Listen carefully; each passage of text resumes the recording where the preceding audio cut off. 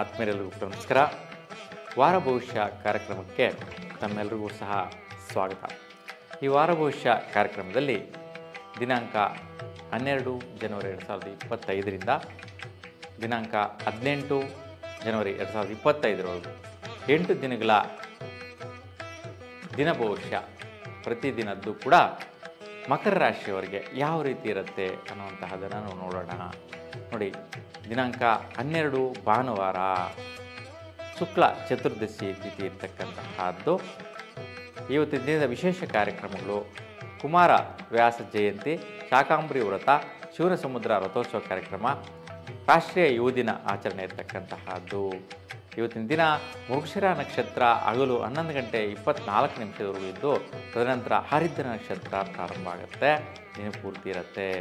ಇವತ್ತಿನ ದಿನದಲ್ಲಿ ಜ್ಯೋತಿಷ್ಯ ವಿಚಾರ ನೋಡಿದ್ರೆ ವಿಶೇಷವಾಗಿ ಕುಟುಂಬಸ್ಥರು ಆದಾಯಗಳನ್ನು ಗಳಿಸುವಂಥ ವಿಚಾರದಲ್ಲಿ ಗಂಡ ಹೆಂಡತಿ ಸಂತೋಷ ಸಂತೃಪ್ತಿ ಪಡುವಂತಹದ್ದು ಮತ್ತು ಸೌಖ್ಯವನ್ನು ಪಡೆಯುವಂತಹದ್ದು ವಿಶೇಷವಾಗಿ ಬೆಳಗಿನ ಸಮಯದಲ್ಲಿ ಪ್ರತಿಫಲದಾಯಕವಾಗಿ ಅನುಕೂಲ ಇರುತ್ತೆ.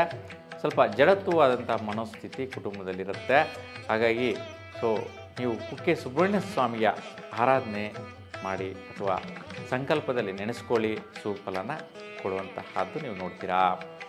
ಮಧ್ಯಾಹ್ನದ ನಂತರ ಪ್ರಯತ್ನದಲ್ಲಿ ಸ್ವಲ್ಪ ನಿಧಾನ ಆಗುವಂತಹದ್ದು, ಏನೇ ಕೆಲಸ ಕಾರ್ಯ ಮಾಡಿ ಪ್ರಯತ್ನ ಮಾಡಿ ಅದು ಸುತ್ತಾಟ ತಿರುಗಾಟ ಆಗುವಂತಹದ್ದು ಮತ್ತು ಸ್ನೇಹಿತರ ಜೊತೆಗೂಡಿ ಅಂದರೆ ಬರುವಂತಹ ಮಿತ್ರರ ಒಂದು ಸಹಯೋಗದಿಂದ ಓಡಾಟ ಮಾಡುವಂತಹದ್ದು, ಕಾಲಹರಣ ಮಾಡುವಂತಹ ಸಾಧ್ಯತೆ ಮಕರ ರಾಶಿಯವರಿಗೆ ಹೆಚ್ಚಿನ ಸ್ಥಿತಿ ಇವತ್ತು ಬರುವಂತಹದ್ದು. ಇನ್ನು ದಿನಾಂಕ 13 ಸೋಮವಾರ, ಹುಣ್ಣಿಮೆ ದಿನ. ಇವತ್ತು ಬನಶಂಕರಿ ವ್ರತ ಆಚರಣೆ ಇರ್ತಕ್ಕಂತಹದ್ದು. ಭೋಗಿ ಹಬ್ಬ, ಉಡುಪಿ ಸುವರ್ಣೋತ್ಸವ ಕಾರ್ಯಕ್ರಮ ಇವತ್ತು ವಿಶೇಷವಾಗಿರುತ್ತೆ. ಆರಿದ್ರ ನಕ್ಷತ್ರ ಹಗಲು 10:40 ಇದ್ದು, ತದನಂತರ ಪುನರ್ವಸು ನಕ್ಷತ್ರ ಪ್ರಾರಂಭ ಆಗುತ್ತೆ, ದಿನ ಪೂರ್ತಿ ಇರುತ್ತೆ. ಇವತ್ತು ಜ್ಯೋತಿಷ್ಯ ವಿಚಾರ ಹೆಂಗಿರುತ್ತೆ ಅಂತ ನೋಡಿದ್ರೆ ನೋಡಿ, ಸ್ವಲ್ಪ ಬೆಳಗಿನ ಜಾವ ಸ್ವಲ್ಪ ಆಲಸ್ಯಕರವಾದಂತಹ ಪ್ರಯತ್ನ ಕಾರ್ಯ, ಏನೇ ಮಾಡೋಕ್ಕೆ ಹೋಗಲಿ ನಿಮಗೆ ಮನಸ್ಸಿರೋದಿಲ್ಲ, ಇಂಟ್ರೆಸ್ಟ್ ಇರೋದಿಲ್ಲ, ಲೇಜಿಯಾಗಿರ್ತೀರಾ. ಮಧ್ಯಾಹ್ನದ ನಂತರ ವಿಶೇಷವಾಗಿ ಸ್ವಲ್ಪ ದೃಢತ್ವ ಬರುತ್ತೆ, ಅಭಿವೃದ್ಧಿ ಬರುತ್ತೆ, ಸ್ನೇಹಿತರ ಸಹಯೋಗ ಬರುತ್ತೆ, ಮಿತ್ರರಿಂದ ವಿಶೇಷವಾಗಿ ಬಲ ಬರುವಂತಹದ್ದು, ಪ್ರಯತ್ನ ಕಾರ್ಯ ಬಲದಿಂದ ಮತ್ತು ಸ್ವಲ್ಪ ಖರ್ಚುಗಳು ಮಾಡೋದರಿಂದ ಒಂದು ಫಲದಾಯಕವಾದಂತಹದ್ದು. ಅಂದರೆ ಪೂರ್ವ ಪುಣ್ಯ ಬಲ ಅಂತೇಳಿ ಹೇಳ್ತೀವಿ. ಹಿಂದಿನ ಜನ್ಮದಲ್ಲಿ ಪುಣ್ಯ ಮಾಡಿದರೆ ಇವತ್ತಿನ ಒಂದು ಕೆಲಸ ಕಾರ್ಯಗಳು ನಡೆಯುತ್ತೆ ಅನ್ನುವಂತಹದ್ದು.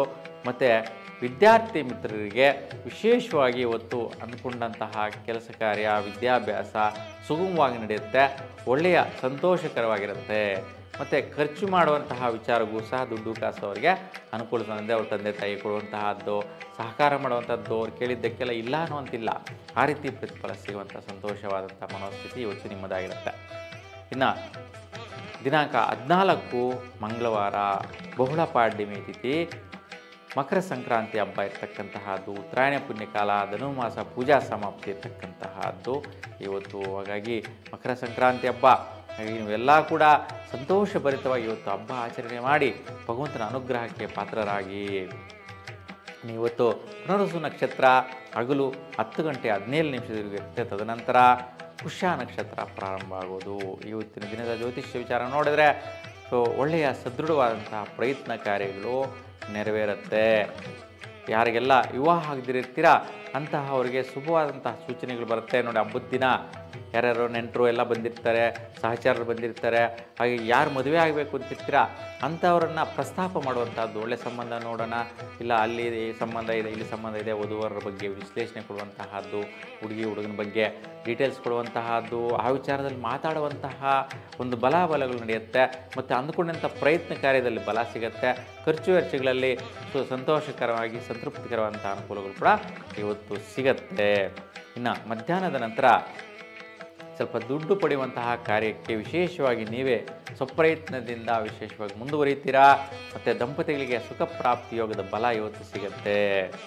ಇನ್ನು ದಿನಾಂಕ 16 ಗುರುವಾರ, ಬಹುಳ ತೃತೀಯ ತಿಥಿ ಇರ್ತಕ್ಕಂತಹದ್ದು. ಇವತ್ತು ಉಡುಪಿ ಚೂರ್ಣೋತ್ಸವ ಕಾರ್ಯಕ್ರಮ, ಸಾಲಿಗ್ರಾಮ ರಥೋತ್ಸವ ನಡೆಯುವಂತಹದ್ದು, ನೆಲಮಂಗಲ ಚನ್ನಕೇಶ್ವರ ರಥೋತ್ಸವ ಕೂಡ ಇವತ್ತು ವಿಶೇಷವಾಗಿ ನಡೆಯುತ್ತೆ.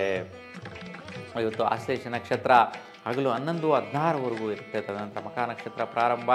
ಇವತ್ತಿನ ದಿನ ಜ್ಯೋತಿಷ್ಯ ವಿಶ್ಲೇಷಣೆ ನೋಡಿದ್ರೆ ಇವತ್ತು ವಿಶೇಷವಾಗಿ ಸ್ವಲ್ಪ ಏನು ವ್ಯಯ ಆಗುತ್ತೆ, ಏನು ಲಾಸ್ ಆಗುತ್ತೆ, ಅದೆಲ್ಲವೂ ಕೂಡ ಭಾಗ್ಯ ಆಗುತ್ತೆ, ಸುಖ ನೆಮ್ಮದಿ ಸಿಗುತ್ತೆ. ಯಾರೆಲ್ಲ ಇವತ್ತು ಮುಂದುವರಿಸ್ತೀರಾ ಅಂಥವರೆಲ್ಲರೂ ಕೂಡ ಕೆಲಸ ಕಾರ್ಯಗಳಲ್ಲಿ ವಿಶೇಷವಾಗಿ ಭೂಮಿ ಮೇಲೆ ಅಥವಾ ಬಿಸ್ನೆಸ್ ಮೇಲೆ, ವ್ಯವಹಾರಗಳ ಮೇಲೆ, ಬೆಳೆಗಳನ್ನು ಬೆಳೆಯುವಂತಹ ವಿಚಾರವಾಗಿ ಖರ್ಚುಗಳು ಮಾಡುವಂತಹದ್ದು, ಅದು ಮುಂದಿನ ದಿನಗಳಲ್ಲಿ ಭಾಗ್ಯಕ್ಕೆ, ಸುಖಕ್ಕೆ, ನೆಮ್ಮದಿಗೆ ಪ್ರತಿಫಲ ಸಿಗುವಂಥದ್ದು ಮತ್ತು ನಿಮ್ಮ ಸಹಚರರು, ಸ್ನೇಹಿತರಿಂದ ವಿಶೇಷವಾದ ಸಲಹೆ ಸೂಚನೆಗಳು ಸಿಗುವಂತಹ ದಿನ ಇವತ್ತು ನಿಮ್ಮದಾಗಿರುತ್ತೆ. ಇನ್ನು ಇವತ್ತು ವಿಶೇಷವಾಗಿ ದಂಪತಿಗಳಿಗೆ ಬೆಳಗಿನ ಜಾವ ಉತ್ತಮವಾಗಿ, ಸಾಯಂಕಾಲ ಅಷ್ಟೊತ್ತಿಗೆ ಸ್ವಲ್ಪ ಆರೋಗ್ಯ ಪರಿಸ್ಥಿತಿ ವೈಪರೀತ್ಯ ಆಗುವಂತಹದ್ದು ಮತ್ತು ಏನೇನೋ ಭಾಗ್ಯ ವಿಚಾರದಲ್ಲಿ ಸ್ವಲ್ಪ ಒತ್ತಡಗಳು, ಟೆನ್ಷನ್ ತಗೊಳ್ಳುವಂತಹ ಸಾಧ್ಯತೆಗಳಿರುತ್ತೆ. ಹಾಗಾಗಿ ಕೇತು ಗ್ರಹಕ್ಕೆ ಆದಿದೇವ ಬಂದು ಮಹಾಗಣಪತಿ. ಹಾಗಾಗಿ ಮಹಾಗಣಪತಿಗೆ ಕೆಂಪು ಹೂವಿನ ಅಷ್ಟೋತ್ತರ ಮಾಡಿಸ್ಕೊಳ್ಳಿ, ಶುಭದಾಯಕವಾದ ಫಲನ ಪಡಿತೀರಾ. ಇನ್ನು ದಿನಾಂಕ 17 ಶುಕ್ರವಾರ, ಬಹುಳ ಚತುರ್ಥಿ ತಿಥಿ ಇರ್ತಕ್ಕಂಥದ್ದು, ಸಂಕಷ್ಟಹರ ಚತುರ್ಥಿ. ವಿಶೇಷವಾಗಿ ಗಣಪತಿಯ ಒಂದು ಸೇವೆ ಇವತ್ತಿನ ದಿನ ವ್ರತಾಚರಣೆ ಇರುತ್ತೆ, ಸಂಕಷ್ಟಹರ ಚತುರ್ಥಿ ದಿನ. ಹಾಗಾಗಿ ಎಲ್ಲರೂ ಕೂಡ ಇವತ್ತಿನ ದಿನ ಗಣಪತಿಯನ್ನು ದರ್ಶನ ಮಾಡಿ ಅಲ್ಲಿ ಕಡಲೆಯ ಪ್ರಸಾದವನ್ನು ಹಂಚೋದ್ರಿಂದ ಶ್ರೇಷ್ಠ ಫಲನ ಪಡಿತೀರಾ. ಇವತ್ತು ಕಾವೂರು ಮಹಾಲಿಂಗೇಶ್ವರ ಸ್ವಾಮಿ ರಥೋತ್ಸವ ಕೂಡ ಇರುತ್ತೆ. ಇವತ್ತು ಮಖಾ ನಕ್ಷತ್ರ ಹಗಲು 12:44 ಇರುತ್ತೆ. ತದನಂತರ ಪುಬ್ಬ ನಕ್ಷತ್ರ ಪ್ರಾರಂಭ. ಜ್ಯೋತಿಷ್ಯ ವಿಶ್ಲೇಷಣೆ ನೋಡಿದ್ರೆ ಕೆಲವೊಂದು ವ್ಯವಹಾರಗಳ ಸಕ್ಸಸ್ ನೋಡುವಂತಹದ್ದು, ಭಾಗ್ಯ ನೋಡುವಂತಹದ್ದು. ನೋಡಿ, ವ್ಯವಹಾರ ಸಕ್ಸಸ್ ಅಂದರೆ ಜಯಿಸಿದಂಗೆ ಏನೇ ಕೆಲಸ ಕಾರ್ಯ ನಮ್ಮ ಪರವಾಗಿದೆ, ನಮ್ಗೆ ಅನುಕೂಲ ಆಗಿದೆ ಅನ್ನುವಂತಹ ಭಾಗ್ಯ ಬರುತ್ತೆ. ಮತ್ತು ಸ್ವಲ್ಪ ಆರೋಗ್ಯದಲ್ಲಿ ಸ್ವಲ್ಪ ಬ್ಯಾಕ್ ಪೇನ್ ಬರುವಂತಹದ್ದು, ಕಾಲು ನೋವು ಬರುವಂಥ ಸಾಧ್ಯತೆ ಇರುತ್ತೆ. ಸ್ವಲ್ಪ ಜಾಗೃತರಾಗಿರಿ.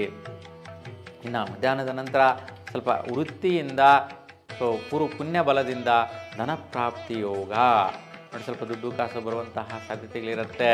ಮತ್ತು ವಿದ್ಯಾರ್ಥಿಗಳಿಗೆ ಒಳ್ಳೆ ಉತ್ಸಾಹ ಇರುತ್ತೆ. ಇವತ್ತು ಸಂತೃಪ್ತಿಕರವಾದ ಜೀವನ ಇರುತ್ತೆ. ಇವತ್ತು ಮಕರ ರಾಶಿಯವರು ಎಲ್ರಿಗೂ ಕೂಡ ವೃತ್ತಿಯಲ್ಲಿ ಜಯ, ವೃತ್ತಿಯಲ್ಲಿ ಏನೇ ಮಾಡೋಕ್ಕೆ ಹೋಗಲಿ ಜಯಿಸ್ತೀರಾ.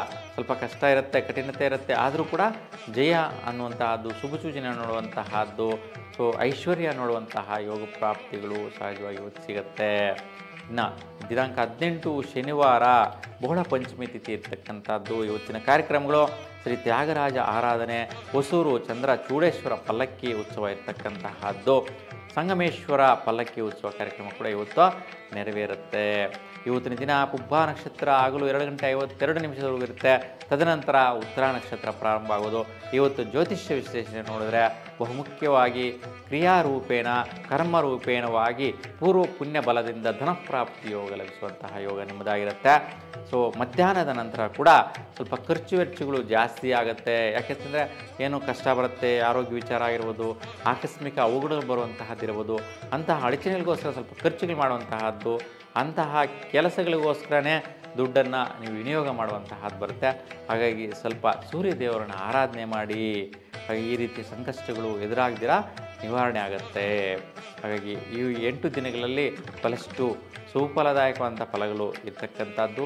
ಸಣ್ಣ ಪುಟ್ಟ ವೈಪರೀತ್ಯಗಳಿಗೆ ಆ ಗ್ರಹ ಪರಿಹಾರಗಳು ಮಾಡ್ಕೊಳ್ಳಿ. ಭಗವಂತನ ಅನುಗ್ರಹ ಕೃಪಾಕಟಾಕ್ಷ ನಿಮ್ಮ ಮೇಲೆ ಸದಾ ಇರುತ್ತೆ. ಹಾಗಾಗಿ ಭಗವಂತನ ಅನುಗ್ರಹ ಮೇಲೆ ಇರಲಿ ಅಂತ ನಾನು ಭಗವಂತನ ಪ್ರಾರ್ಥಿಸ್ತಾ ನಿಮ್ಮೆಲ್ಲರಿಗೂ ಶುಭವಾಗಲಿ. ನಮಸ್ಕಾರ.